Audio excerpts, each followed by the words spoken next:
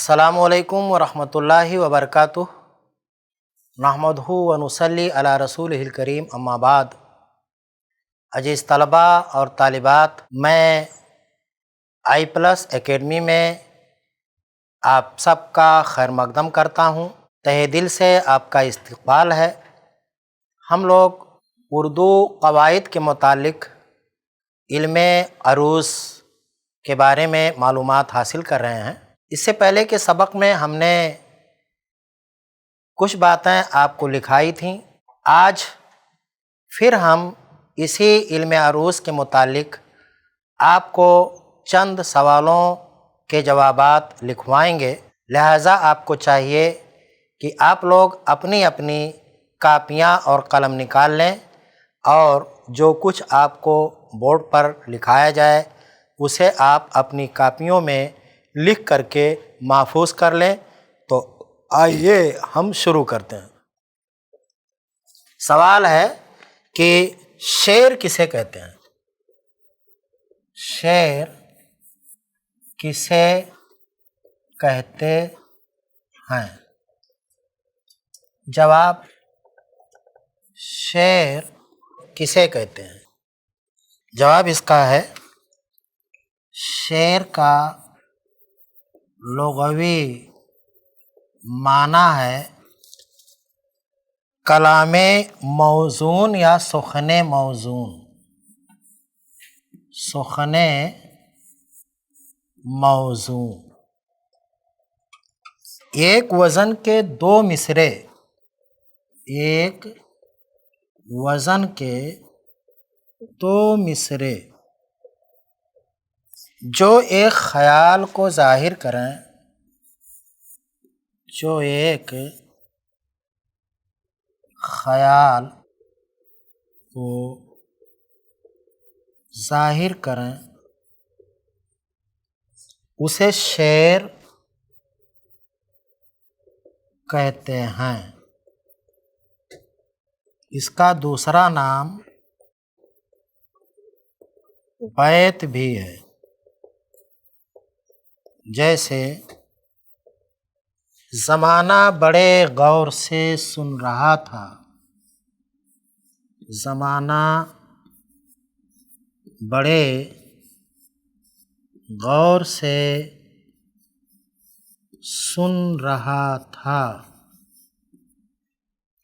हमी सो गए, हमी सो गए, दास्तां कहते कहते। और एक और शेर है कि दिले नादा तुझे हुआ क्या है, दिले नादा तुझे हुआ क्या है, आखिर इस दर्द की दवा क्या है। ये शेर की तारीफ हो गई। अब अगला सवाल है, मिसरा किसे कहते हैं? सवाल,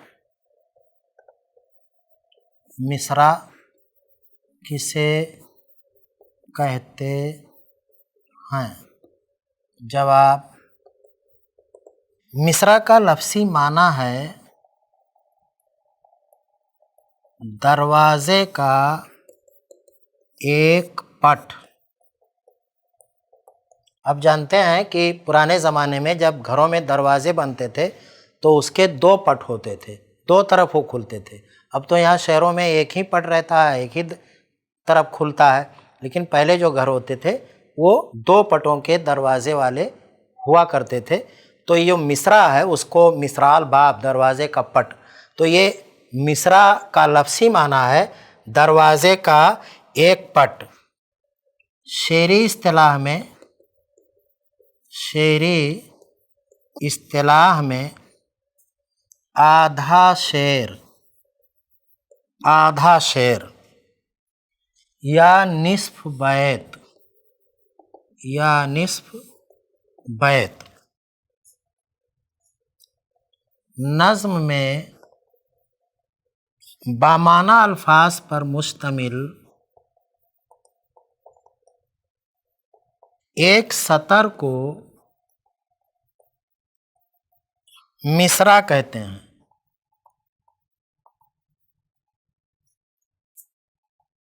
शेर के पहले मिसरा को इस्तिलाह में मिसरे अव्वल और दूसरे मिसरा को मिसरे सानी कहा जाता है। जैसे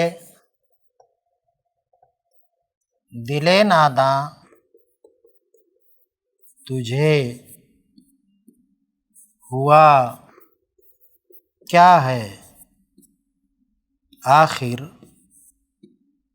इस दर्द की दवा क्या है। मज़कूरा शेर में दिले नादा तुझे हुआ क्या है मिसरे अव्वल है और आखिर इस दर्द की दवा क्या है मिसरे सानी है।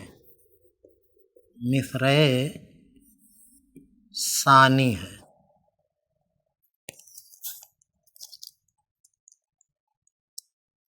अगला सवाल है, ख्याल या मज़मून किसे कहते हैं।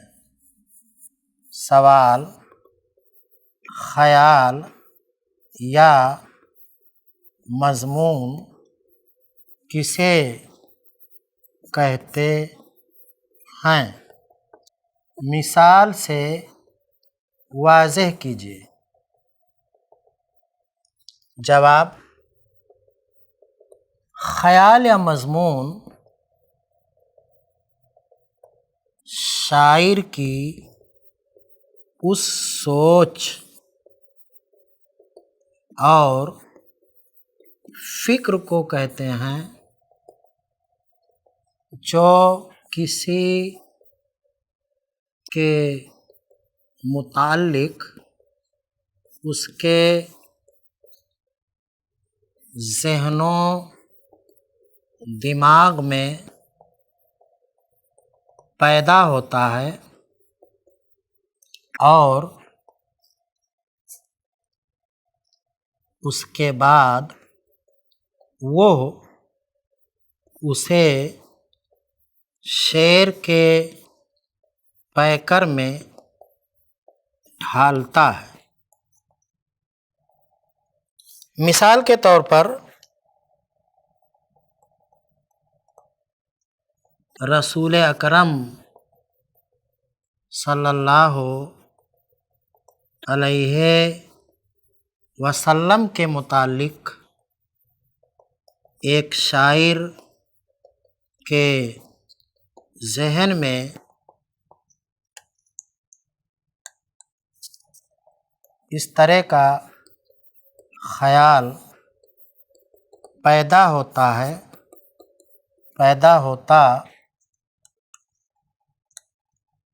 है कि हमारे रसूल सबसे आला व अरफा हैं, तो वो अपने इस ख़याल को इस तरह नज़्म करता है, ऐसे हैं मेरे शाहे मदीना, हो अंगूठी में जैसे नगीना, हो अंगूठी में जैसे नगीना। और एक दूसरा शायर कहता है कि ढूंढ लो हर तरफ दीदवर की तरह, कौन है आमिना के जिगर की तरह। बहरहाल ज़्यादा ना लिखते हुए मैं आगे बढ़ता हूँ। अब आगे का सवाल है, रदीफ और काफिया किसे कहते हैं। सवाल है, रदीफ और काफिया किसे कहते हैं, मिसालों से वाज़ेह कीजिए। जवाब है, रदीफ वो अल्फाज या फ़िक्रे जो अशआर या मिसरों के आखिर में बार बार आते हैं, बार बार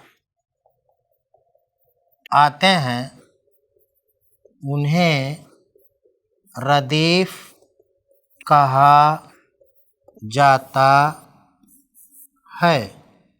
जैसे दिले नादा तुझे हुआ क्या है, आखिर इस दर्द की, आखिर इस दर्द की दवा क्या है। मज़कूरा शेर के दोनों मिसरों के आखिर में अल्फाज क्या है आए हैं।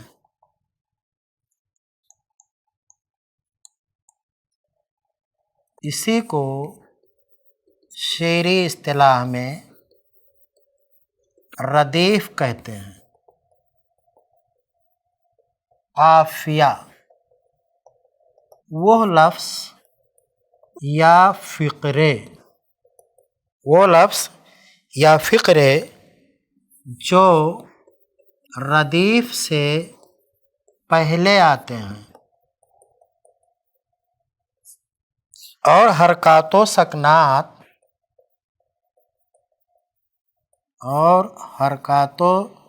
सकनात के साथ वज़न में यकसां होते हैं, उन्हें काफिया कहा जाता है। जैसे दिले नादा तुझे हुआ क्या है, आखिर इस दर्द की दवा क्या है।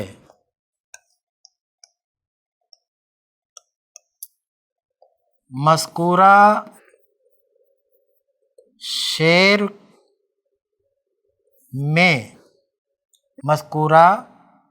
में रदीफ क्या है से पहले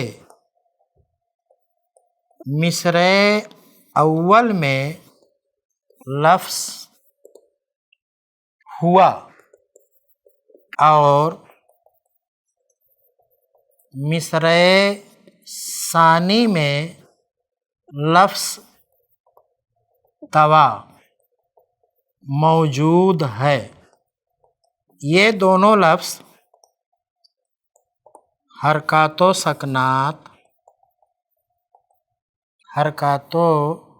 सकनात और वज़न में एक जैसे हैं।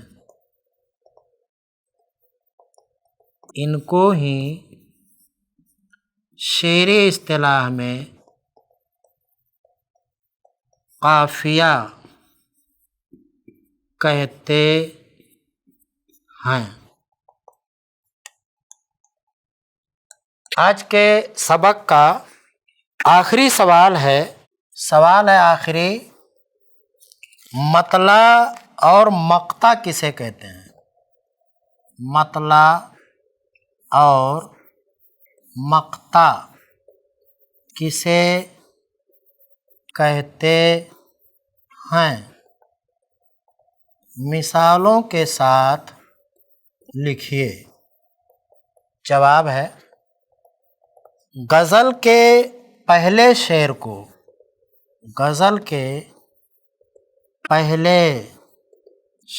को मतला कहते हैं। गज़ल के पहले शेर को मतला कहते हैं, जो हम काफिया और हम रदीफ होता है। जैसे दिले नादां तुझे हुआ क्या है, आखिर इस दर्द की दवा क्या है। मक्ता गज़ल के आखिरी शेर